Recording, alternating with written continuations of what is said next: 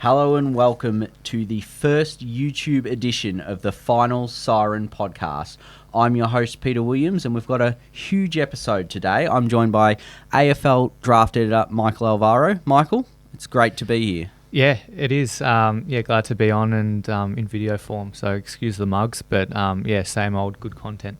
Yeah, absolutely. So, of course, we've got a massive show, as I said. We've got Clarke interview. We interviewed him after the Dragons had a really good win over the Gippsland Power on the weekend, and Shipp, the bottom major from Dandenong Stingrays. Those teams are through to the grand final. We're going to discuss, recap all those preliminary finals, and then we're going to get stuck into the preview. We're going to look at around the country. It's going to be a huge episode. So let's get stuck straight into it. So we're going to start today's edition with the NAB League preliminary finals. It's been a really, interesting final series so far this series, isn't it, Michael? We've had a lot of thrillers. It was a bit of a mixed bag on the weekend. One thriller and one not so much of a thrill. What are your initial thoughts on, the weekend? Yeah, well, on the final series as a whole, it all started in wildcard round, where we had a load of upsets. But the weekend's action, I believe I tipped 2 out of 2 this week, which is rare. But I think we expected Dandenong to be just a little too strong, and even without probably their 2 best midfielders, got the job done. Gippsland just didn't have the form at the end of the year, and they fell short against a pretty good Sandy side. So I think from what we assessed coming in, probably the 2 best sides have made it. We'll get to see them go head to head. Yeah, absolutely. And of course, we'll talk about that a bit after. It's on a Friday evening at 5:10, Icon Park. Going to be a huge one. But first, we're going to get stuck in the first game. Dandenong Stingrays 9-9-63 defeated Tasmania 9-8-62, and what a thriller, what a thrilling finish. It just had everything. Yeah, 1 point margin. Obviously we saw the last 2 minutes the Devils had it locked in their forward 50, so could have had a win, maybe a mark that our fellow Tasmanian co-worker thought could have been paid, but it wasn't. And it's not like they didn't have their chances. They did go into attack a fair bit, Tassie. Those numbers were pretty even. So, 12 points, the biggest overall margin. It was within 7 at each break. So, just really tight and pretty tense. Yeah, absolutely. Look, I think Dandenong looked like they were about to get away for a while, but they just couldn't quite shake Tasmania, and then the Devils just kept coming, and in those final 2 minutes it's genuinely looked like that they might overrun them. It was just constantly inside the forward 50. I know the mark you alluded to, Will Splan on the goal line, got spoiled. The question is, did he hold it for long enough or before it was spoiled? Irrelevant now, but we do know there's been a few finals calls close to the goal line, AFL level as well, so but it was just a fantastic finish. We love preliminary finals that end up like that. Win, you're in a grand final, lose, and it's season over. Yeah, higher stakes, aren't they? So they're almost better than the grand final in a sense, because you get 2 of them, and it's, for the loser, there's no tomorrow. So, yeah. Absolutely. We did have quite a few interesting sort of performances, great stars. We saw Luke Bailey have another 27 touches. He was fantastic. Jackson Binns, 26 touches, 8 inside 50s, kicked a goal as well. He really got all over the field, and it was really important because, of course, they were missing a couple of their stars from that midfield group. Yeah, the flexibility of the Dandenong side is really impressive, and particularly with 3 bottom majors running through midfield. So we had Cooper Simpson, Cade De La Rue, Sam Frangalis. They all went through there as bottom majors. You have Luke Bailey come in, who hasn't played much footy with the Stingrays, but looked up to the standard with 27 touches, and Jackson Binns even got a few centre bounces too. So, usually he's a fixture out on the wing and running the outside there. So I think across the ground they perform really well, but the adjustments they were able to make in midfield definitely made a difference. Yeah. Yeah, and they've got the depth. That's the thing with the Stingrays. They've got the depth. You mentioned a lot of them there. Some of them are bottom ages, so we know that a lot of these players that are playing in the grand final this week will be there next year as well. We know they also won this second most recent one, if you like, the flag. So they do have players, coaches, etc., past and present that have sort of had that experience at winning it after they had such a, unlucky run with grand finals. But for me, I just think it's full credit to them because they've just been really consistent all year, and they're almost the team that we knew was good, but they've just been so consistent while others have ebbed and flowed. Yeah, and it's a credit to them as well because they have had some really good school footy players miss a big chunk of the year, obviously with those commitments and rep footy. So to be able to still come together as a team and play with such unity is really impressive. And obviously you mentioned the previous premiership. They've got the coach and captain from that year coming back, of course, Campbell Huswaite, the brother of Henry, and not Heath Black. It's, what's his name, Pete? Help me out. Craig Black, that's the one. He's coming back. They're going to chat with the boys during the week, so that'll be pretty cool for them to hear from him. Yeah, no doubt you're thinking of Oakley. Heath Black's son did play a game there. I'll just save you with that one. No worries. Yeah. No, but if we turn our attention, of course, to Tasmania for a moment, we'll get back to the injury front with Dandenong. Colby McKercher, another bottom major, really impressive, had 23 touches. So did Tom Beaumont. Lockie Cowan, 22 touches, 5 marks, 5 rebound 50s. We know he's going to be, their top prospect this year. Seth Campbell, 20-1, and Jack Callanan, 18-1 again. It was another spread load, and they did come within a kick of making it to the last game. Yeah, I mean, I think you know what to expect with Tasmania a lot. They've got a pretty strong core of players that tend to perform well each week. That's obviously led by Lockie Cowan. And I think he was favouring one of his shoulders, so his left arm was strapped up and probably wasn't at his best. Rushed a few of his kicks and whatnot. That's usually a strength. But, Colby McKercher. I think Tom Beaumont goes under the radar a bit as a fellow bottom major. Obviously, both on 23 touches, pretty impressive. And Campbell and Callanan, the two smalls there, the mid-forwards, always pretty lively, good carry through the ground. And, they fell short, but I think this is one of the most impressive Tassie teams we've seen. And in terms of results, obviously that's backed up. Jerome or Jez Webley has got them playing really well. So, credit to them. Good season. Came second on the ladder and just couldn't get to the final two. Yeah, no, it gone are the days from years ago when they're the Mariners, when they sort of come in and they play a couple of games and, they get beaten well, like the Northern Academy when they first came in. But now even they're winning some games. Now they're well and truly established in the NAB League pathway. So full credit to them. Unlucky not to get there, but I think I do agree we've got the two best teams there on the day. Now, just before we go, we do have a couple of injury updates just from those Dandenong boys that missed. So do you want to give us a bit of a exclusive as to whether they're playing or not? Yeah, a bit of Tom Brown about this. But having spoken to Dandenong today, obviously Mitch Sibkovsky, he missed with COVID, the prelim final. Apparently he was fine, but obviously lawfully not allowed to play. And Henry Huswaite missed the last couple of games with an ankle. He'll play as well. So they're pretty much 100% on those two, which will be massive additions to that team. Speaking of Dandenong, I was able to chat to Kobe Shipp on the weekend. We had a brief chat before they ran into the room. So only a minute-long interview here, but let's hear what Kobe Shipp had literally seconds after the final siren. We'll throw to him now. What's the emotions like right now? I'm proud of the boys. We came out with a goal and I thought Tassie, fought really well into the end, but, just the hard nights at training and all that is what makes that game. So, I'm happy that we can go play in the granny next week. Absolutely. And what were you sort of thinking late in that game, obviously, in the forward line here for Tasmania? What were the sort of measures in place to stop them scoring? We at training, we practice a lot of that stuff, like coming in deep and, that end game sort of scenario. So, that's what we did, and I'm happy with how the boys went. Yeah, we'll keep walking while you're about to go in. But, so what do you think you need to do next week to have a win? What we've been doing, the whole year. We fight well at the end, and games like that is, what we want to do. And I think we've got a real talented group, and I think our hard work will, bring us in good stead for next week. And I'm excited for it. Perfect. And just lastly, you had a few boys out today. Are you hoping to get a couple back for next week? Yeah, obviously we've got the good players, Sibber and Huss, and a couple others. But I know we've got a lot of depth, and it'll be good if they can get back. But if they don't, I'm sure we'll be fine. And that's what we train for. Awesome. No worries. Cheers. Thanks very much. That was Dandenong Stingrays bottom major, Kobe Shipp, who I chatted to immediately after the siren on the weekend. We just spoke about his side, Dandenong, making it through to the grand final. Now we're going to move on to the other preliminary final, Michael, that Not quite as close. Sandringham Dragons 14-12-96 defeated the Gippsland Power 9-8-62. So it was a 34-point margin.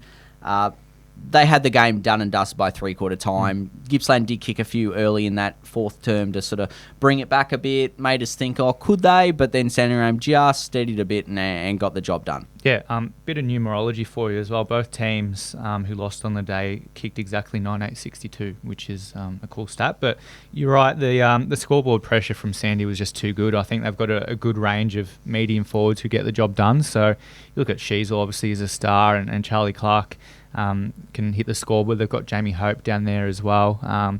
Chris Rozakis is pretty dangerous. So they probably don't have that, I guess, one spearhead, but they've got a range of those mid-sized players who get the job done, and 14-12 is a good score. Almost hitting the ton in 25-minute flat quarters is pretty impressive. So, they just kept sort of stretching away, and they had it done. Third and fourth quarter, just sort of ran it out, and 34 points, pretty strong margin against the minor premiers. Yeah, I think Sandy were the side that we expected to get through, particularly from the early days once Oakley went out. Yep. It was looking likely in that sort of final days of that wildcard round that they might play Oakley. Then Oakley went out, and Sandy sort of assumed that favouritism, if we like. They were sort of our second team, if you like, at the start of the year in terms of who we thought might win it come year's end. They're there, they've made it, and we do know that they've got a lot of top-end talent headlined by, Will Ashcroft, Brisbane Lions father-son. We've spoken in length about him. He had 32 touches, 9 inside 50s and a goal. Cam McKenzie, of course, St Kilda, NGA, unlikely to get there unless they are able to move up the order a bit. A fair bit, yeah, exactly. He had 22 touches, and then Charlie Clarke kicked 3 goals from 19 disposals. We'll chat to him after. Harry Sheasel kicked 2 from 16, which is a great effort for him to bounce back after a quiet game by his standard against Calder Cannon. So, what do you sort of think about some of those stars, how they performed? Yeah, well, first, I think I've stitched you up on the run sheet because Clarke kicked 2, Sheasel kicked 3, but, so my bad on that. Sheasel definitely a good bounce back performance there to boot 3, and Charlie Clarke was really dangerous alongside him up forward. You look at Ashcroft and McKenzie in the midfield, you know what to expect. So, they were really strong through there. Levi was a bit quiet, Levi Ashcroft, but a couple of his sort of rundown and chasing efforts are really strong. I think those top-end players are the ones that really get it done for Sandy, and they're lucky to have such talented players who are in draft contention. They do every year, and they tend to be making the most of them, I think, towards the back end of this season. Yeah, no, I 100% agree. I think Sandringham have that top-end talent to get it done. And for me, I think, too, the fact that we're looking at 2 very different teams, I think Sandringham have that top-end talent where Dandenong, we've got some, potential first-rounders, but a lot of the time they're sort of that mid-range to late talent, and they've just got a lot of that kind of really good effort players and players that are willing to play their role, contribute. They don't need 1 or 2 players to really stand out and star each week. Sandringham have a lot of those players that can. We know Ashcroft, we know Sheasel. They've got probably too many of them to try and stop, but I'm looking forward to the 2 sort of styles, really. So. Yeah. But they did get it done against Gippy, who also have quite a bit of depth and a fair few hard nuts in there, if you like. Muschetti and Walton, both leading ball winners, they were quite impressive. You knew with Mitch coming back in that he was always going to be having a big day out. He went to Ashcroft at the first bounce, which I thought might happen. And he started pretty strongly, then Ashcroft sort of got off the chain as they sort of rotated matchups around. Tom Hanley had 22 and kicked 2. Archer Reid also kicked 3 goals, so he's one who, look, I've been a huge fan of his this year. I think he's genuinely in the conversation for the top pick next year. So, I love the way he goes about it.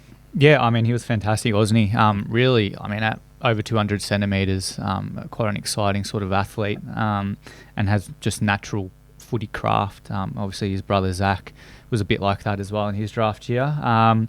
Tom Hanley, another bottom major, is pretty handy, and they've obviously got Zane Dersma, who's a gun as well, who's kept pretty quiet, but I thought he leapt at the ball pretty well.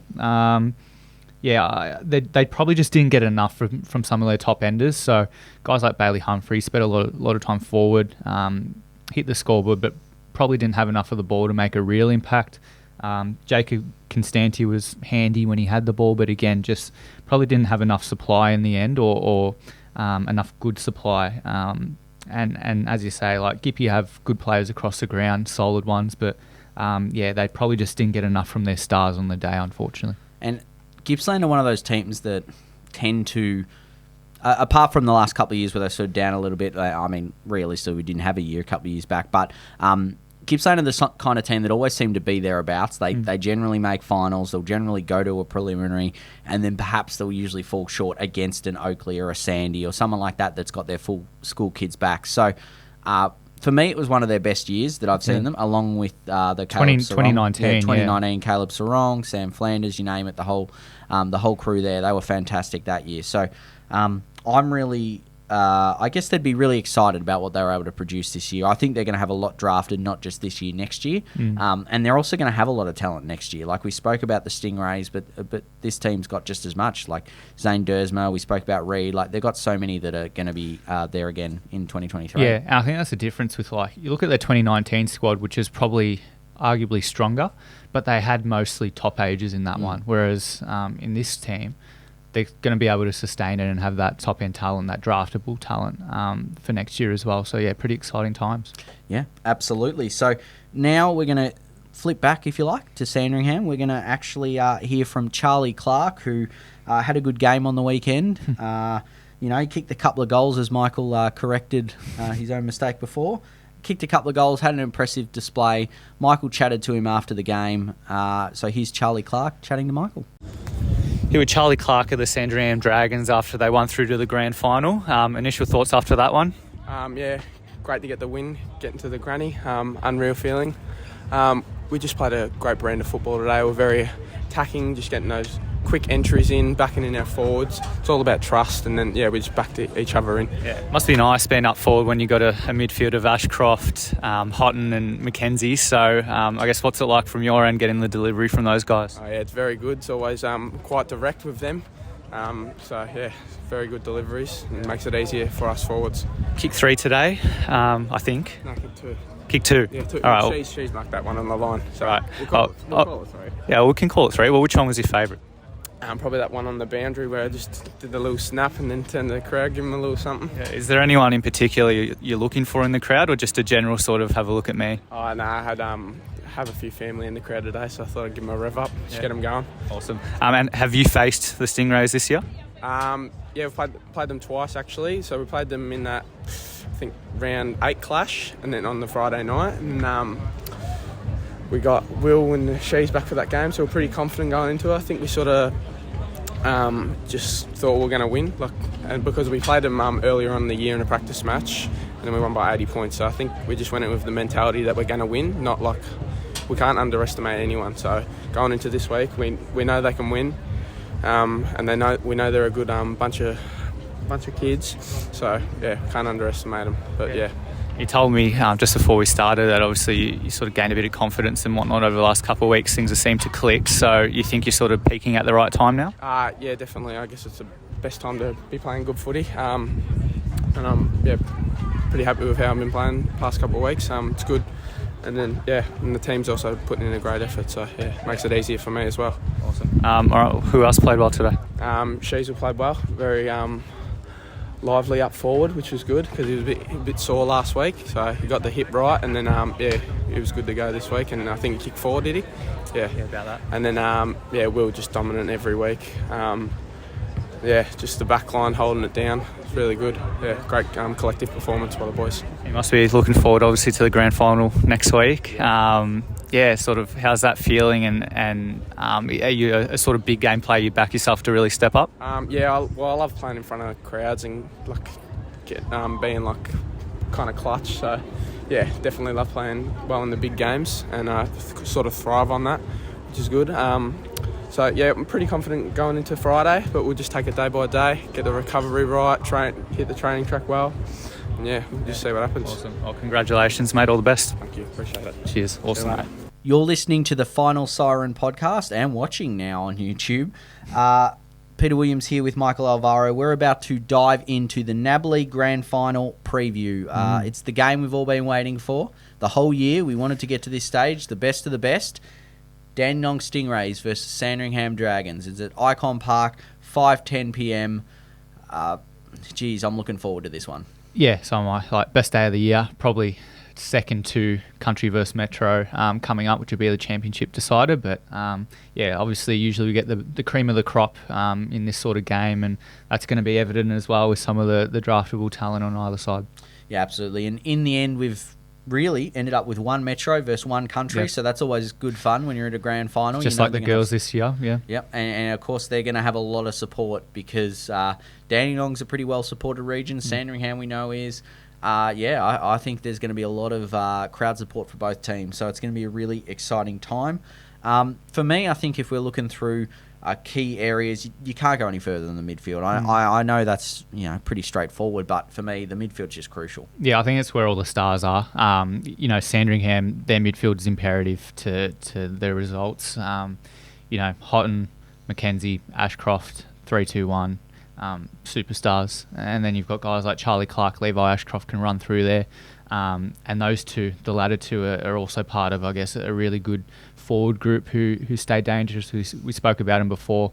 They all hit the score, but I think if they get the right supply from those star midfielders, and if that's consistent, then watch out. They're pretty dangerous, and for Dandy, they get back Huswaite and Sipkowski. And we'll see how they go, but they've got some dynamism as well with the guys who can run through there, so should be exciting. Yeah, and we saw with what Sandringham managed to do against Gippy, they dominated the inside clearances. Gippy probably didn't play to the performance they've been known to when they're at the clearances.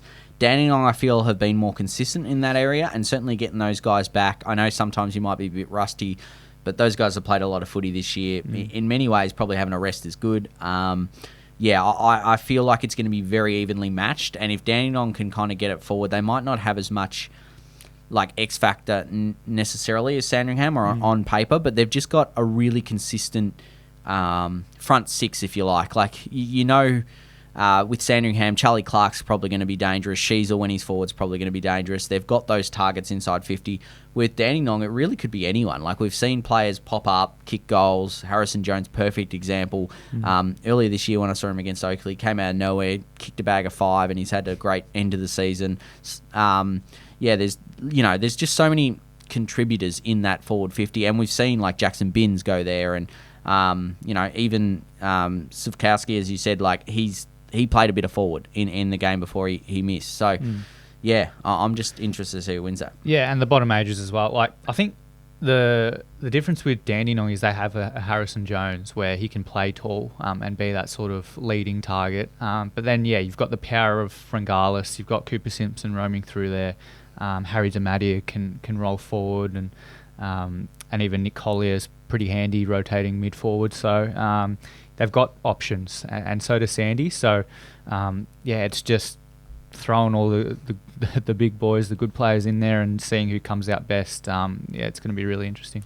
Yeah, no, I agree. And then if we're looking, I guess up either end, I feel like it's going to be more of a lower scoring contest, simply because I don't think either forward line will get too easy. Deliveries, it's not like they're going to have a ton of space. Both defences are well set up. Dandenong particularly, I really rate their defence. They're really good one-on-one. We know they shut down the Western Jets duo. Jovan Petric and Logan Morris a couple of weeks ago, they really beat them one-on-one. So I think Sandy's forward line aren't going to have it easy, and Dandenong in kind have to rely on the midfield getting on top and whatnot. Yeah, I mean, Dandenong's just a region or a team at the moment that doesn't really get beat too heavily. So I think their system and competitiveness are really good. Sandy set up pretty well behind the ball too. I think just because both sides don't necessarily have a sort of wealth of tools, it'll be a really even battle at either end of the ground. It's just, whichever midfield can get on top for longer, and whichever forwards are smart enough to pick out the best channels and lead best. That's why Sheezel's so good, even Charlie Clarke, because they know where to run. They can just get goals out of nothing. Whereas some other forwards might have to depend on their teammates to get them the right ball. So we'll see sort of how much that's a factor for Sandy. It just matchups across the ground. It's going to be a good one. Absolutely. So we've come to the time where you've got to make a call. We love to be different, so I think we will be in this tip. Michael, first off tip, who are you going with? Sandringham. Yeah, I'll go with Dandenong. I'm going to back him in, mainly because I'll just say quickly, a few years ago now, where they played Oakley, and Oakley were raging favourites. And I remember Paul Amy asked me one day, who you're tipping, and knowing that he was from Dandenong, I kind of just said Dandenong, even though I wasn't 100% sure one way or another, and they won. So I'm going to back him in again. I'm going to say Dandenong. I think it's going to be a thriller. Best of field, who are you going with? No, it's hard to look past Will Ashcroft. I mean, he's probably going to have... It's almost like Matt Real, in his 2 NAB League Grand Finals. You just know he's going to perform on the big stage and rack up, 30, 40 touches. So I think he'll probably win it, even if they don't win. He'll probably be best of field. Yeah, look, I tend to agree, but I didn't want to quite go for the obvious one, because I feel like if you did... it's sort of the easy way to go. So it's almost like Ashcroft versus the world in many ways, if you want to go for someone else. And for me, I feel like it would be someone along the lines of a Cooper Simpson or a Jackson Bin. So I'll go with Cooper Simpson for now, coming in with good form. We know aside from Rao, it's not always the one you'd expect. So I think it's going to be an exciting time. Most goals, who you sort of... I'm going to back Harry Sheasel. Yeah, easy one. I probably, because I've gone all Sandy, probably gone maybe like a Charlie Clarke, but I think Sheasel. Yeah, I actually think Clarke might kick the most, even if I'm tipping Dandy. I just have a feeling, because for me, Dandenong will probably have a nice spread where you're more likely to get a Clarke or a Sheasel that'll kick quite a few and do more than, say, the rest. So that's pretty much our tips. So lock them in. We'll see what happens over the weekend. Good luck to both teams. Hopefully it's a thriller. Hopefully it's not one-sided. We're hoping for a really good one. I think we should have a good, tight game. The last grand final we had in 2019 was the minor Premier Eastern, who were just a solid team against that star-studded Oakley side. So that blew out a little bit. But I think this one, 2 competitive teams, should be a tight one. Yeah, no, I agree. I think we're looking forward to a really good game. Of course, again, that's if you want to get down. Friday evening, 5:10, Icon Park, Dandenong Stingrays versus the Sandringham Dragons. The 2022 NAB League Premier will be crowned. Will the Stingrays go one better than the girls did this year and win the flag, or will they have a second runner-up grand final in the same calendar year? Looking forward to it. So we're going to now go to a short break and be back to have a look at the news around the nation. So that's the NAB League done and dusted. We're back from that short break and going to chat news around the nation. The finals are going on in both the Samful and the Waffle, of course, Michael. So we're going to start with the Samful. Preliminary finals, the grand finals have been decided now. North Adelaide, of course, in all of them. Very good season for them, for the Roosters. So we'll start with the under-18s. Norwood, out in straight sets. The Redlegs went down to Glenelg 10-7-67 to 8-13-61. Bit of an inaccurate display there, falling 6 points short despite having 4 more scoring shots. Who really stood out for you? It's probably the top end talent that always stands out. So Glenelg's got a really good side and play a good, attractive brand of football. So Jacob Ryan's right at the top of the list. Obviously, he had a pretty strong game again, and they had Norwood had Tyson Walls go to him, who probably didn't match him well in the air, but certainly competes. Archie Lovelock again, another base player who was pretty strong as well through midfield and up forward. So they always have their contributors, and probably a worthy grand finalist as well. Obviously, Norwood, the minor premier, unfortunate to go out in straight sets, but that's the way it goes. And Glenelg, 2 thrillers. They beat Sturt last week, and now Norwood, and they're going to see if they can stop the Roosters crowing next week. Yeah, absolutely. Had to get that in, but now you've used it up. So we're going to move on to the reserves, where Sturt proved a bit too good for a Kobe Ryan-inspired West Adelaide outfit. The Double Blues got up by 40 points there. So Kobe Ryan, tell us a bit about him and some of the tall forwards who also played for the Bloods. Yeah, so he's had a really good couple of weeks, Kobe Ryan. A good postseason with Westies, obviously 27 touches and 8 clearances in a 40-point loss. Pretty handy at the sort of sub-senior level. And, we don't have in the top 30, so maybe he's proven a few people wrong, but he got a state combine invite, and it's really positive for him to end his season on that note. Harry Lemmy and Tom Scully, obviously the former kicked 2 goals, the latter kicked 1, so tall targets up forward and really handy. Their seasons probably haven't gone the way they would have liked. Both missed out on representative football at least once during the national championships, so it's good as well for them to sort of finish on a little bit of a high and with some encouraging signs in their play. Yeah, and of course, as we mentioned, North Adelaide, the team awaiting all the winners, and at league level, the big game for the SANFL, they're going to take on Norwood in a battle of the, I guess, traditionalists, if they like. They defeated Adelaide by 11 points, so it means 2 of the local SANFL clubs into the big dance. So, Michael, a couple of, combine invitees stood out. What did they end up doing? Yeah, well, one particularly stood out. That was Bain and Lowe, the Tasmanian. He got a trio of goals in quick time to help the Redlegs get in front over the Crows. And Max Michaelani also turned out at league level, obviously an Adelaide father-son, so helping do a bit of damage to his future employer there. He had 6 touches, so probably not as prolific as he could have been or would have liked, but just plug him into the defence and he'll do a job. So he did that for Norwood, potentially we'll play in a grand final this week, so good for him. Norwood against North Adelaide, that'll be a pretty good granny, I think.